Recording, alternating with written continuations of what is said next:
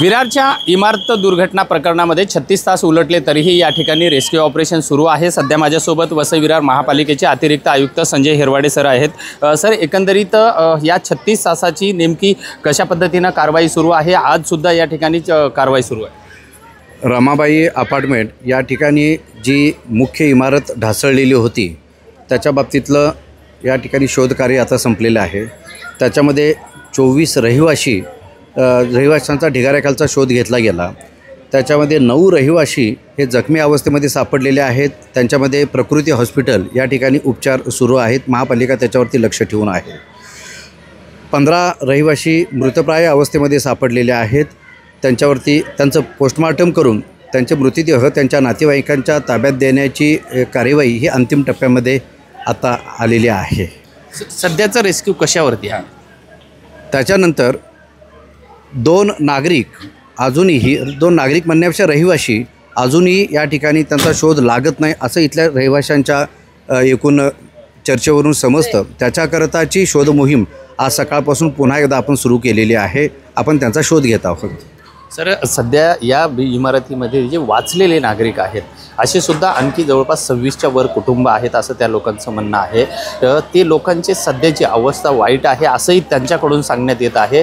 याबाबत प्रशासनाकडून नेमकं काय त्यांची मदत करण्यात येत आहे? त्यांची काय व्यवस्था करण्यात येत आहे? जी ढासळलेली इमारत आहे त्याच्या शेजारच्या धोकादायक इमारतीमधील नागरिकांना रहिवाशांना आपण त्यांच्या सुरक्षिततेसाठी म्हणून आपण बाहेर काढलेलं आहे।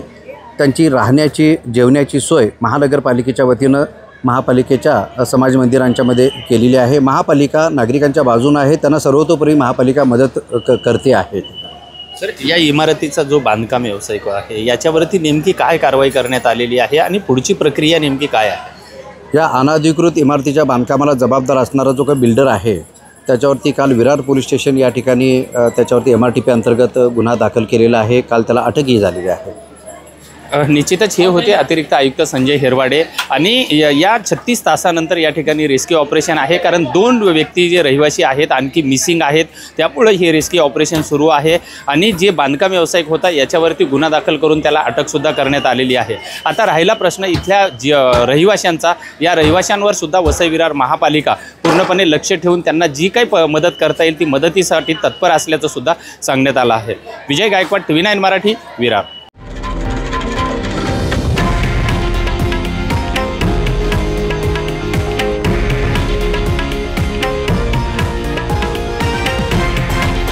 हे आहे देशातील नंबर 1 न्यूज नेटवर्क आणि आपण पाहत आहात TV9 मराठी, एकमेव।